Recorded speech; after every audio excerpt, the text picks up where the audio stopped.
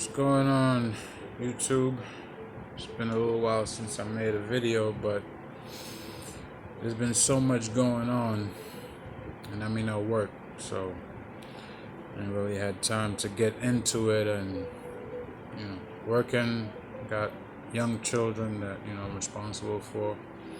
When they're with me, I gotta spend time with them. So between that, it's getting warm. Trying to go outside, exercise, get some fresh air. But I feel like so much has happened that, I gotta say something. If you stay quiet, that's a sign of complicity. So here it is. Lil Nas X and his performance at those B.E.T awards. What I'll say is this: if it's disturbing to me, because I don't think that Lil Nas X or his performance is representative of the so-called black community as a whole, but they put it up there like somehow it is. It's really not. BET is not even black owned. I mean, it's called Black Entertainment Television, but let's be real, it's not black owned, not anymore. Remember way back when it used to be, but that was a long time ago. It's not for me. You know what I mean? He's welcome to do whatever he wants. He's his own person. He's an adult. He can do as he pleases. Pretty sure there's lots of people that support him, his platform, what he does. But I will say this: wasn't he on Sesame Street though? So what about that portion of his fan base? And I heard he made some kind of comment when he first came out with that song. Sometime back, where he slid down the pole and was giving Satan a lap dance or whatever. Like said something to the effect. I'm paraphrasing, obviously. Parents need to be responsible for their children. That's true. That's true enough. But so why was you on Sesame Street though? If you're not going over there to influence young minds, why are you there? You're supposed to be a hip hop artist. That's not your crowd. I mean, stick with your crowd. You know the people that support you, they're adults of age. They should be the ones supporting you. Okay, everybody that can make their own decisions, you get to do what the hell you want. That's what it means to be an adult. You get to do as you please, you make your own decisions, and you live with it, good or bad. So that's pretty much what I have to say on that. I mean, you're only as powerful as the people that give you play as an artist. If people decide like, nah, we ain't messing with you no more, and guess what?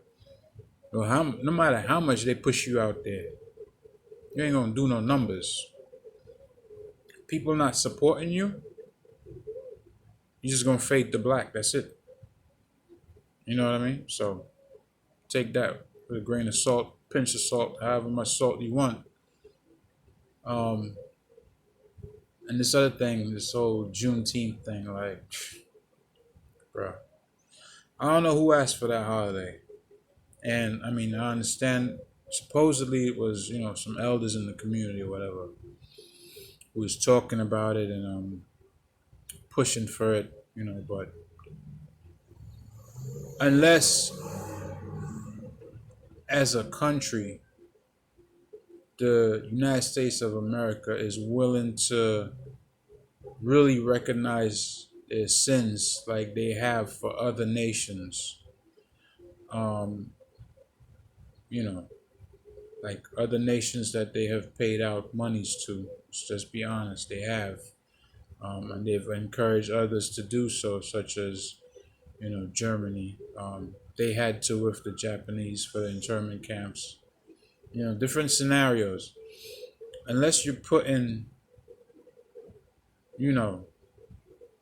financial backing behind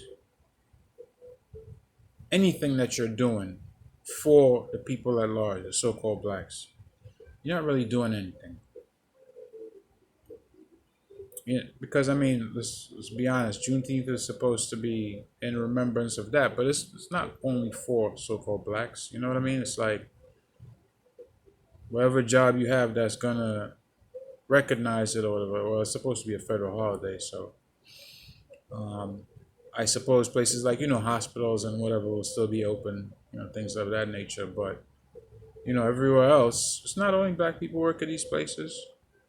You know what I mean? Like everybody gets to celebrate the holiday, and what? It's just a holiday. You know what I mean? There's no significance behind it.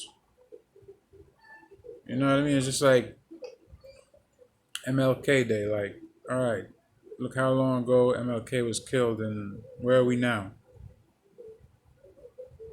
Black community's still in a mess. Still got teenage pregnancies, teenage abortions. We got issues in our community, all kinds of issues. You know what I mean? So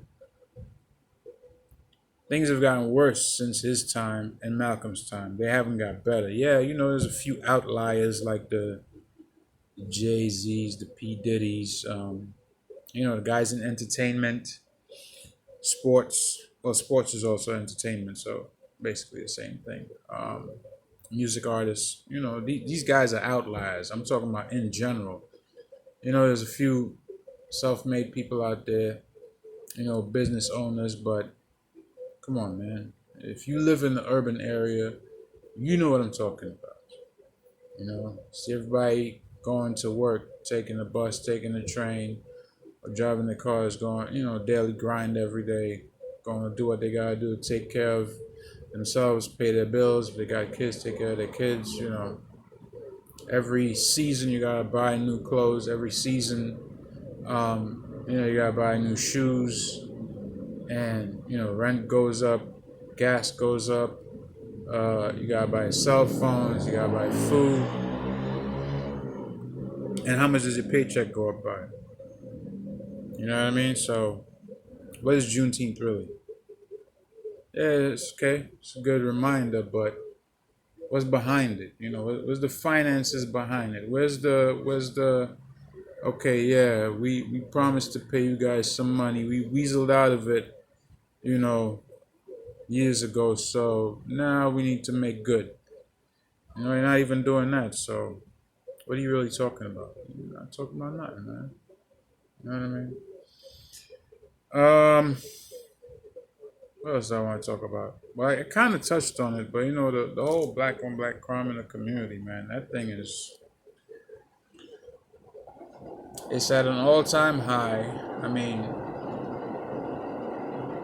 sometimes there's so many questions. There's more questions than answers in some of these cases because things happen. You don't have no evidence of who committed it. You obviously know that the victims are black. The assumption is that the assailants or perps are also black, but you don't know. Dudes getting shot in their cars like 2, 3, 4, 5 in the morning. I don't know. What's the circumstances? Who knows? The news and the reports is sketchy at best. You're left with just assumptions.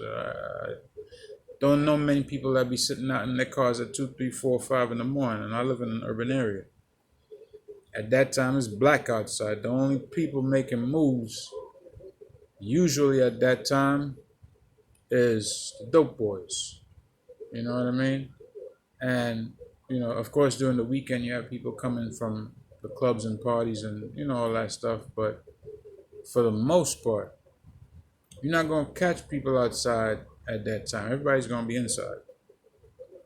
You know what I mean? The working people, working class people, everybody going to be home. Everybody going to be asleep.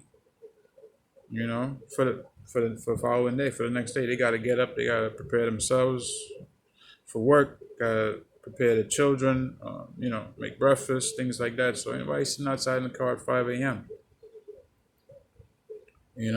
But it happens. I mean, there's been so many stories in the past month, that I wanted to touch on. Like there's a story in Harlem about the dude that tried to chew off the woman's face right? He offered to buy a bottle of whatever she was getting from the liquor store. She refused, and he went off.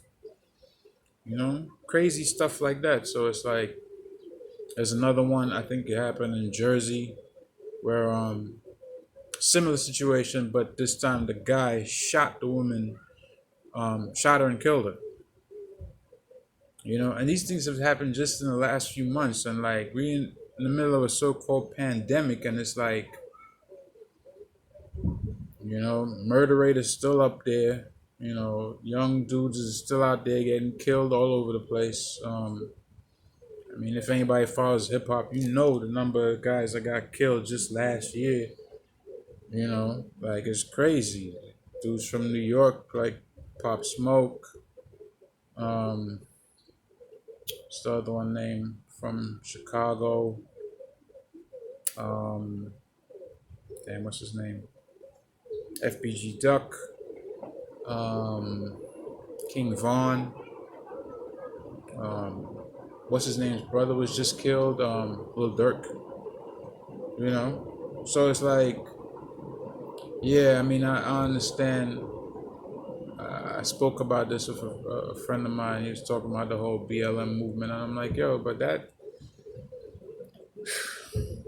in itself is like, it's supposed to be a grassroots movement that's supposed to evoke change, but you gotta see the change in your own neighborhood, man. Not just when police shoot somebody, but like for instance, there was an incident just recently. This dude in the Bronx, in New York, ran up on some other dude, started shooting at him on the sidewalk, ran into these two kids, and knocked the kids over. And the dude is still shooting. Like, where they do that at, bro? Like, no. Where's you don't have no code of ethics. You're supposed to be a gangster. Y'all supposed to have, there's supposed to be rules to it. You know what I mean? It's like Biggie said, rules to this shit.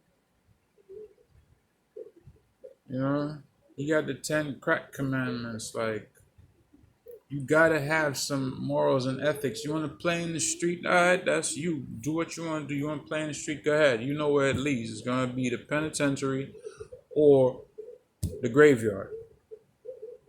There's no happy ending. But if that's the life you want, then all right, go ahead. That's your choice, of course.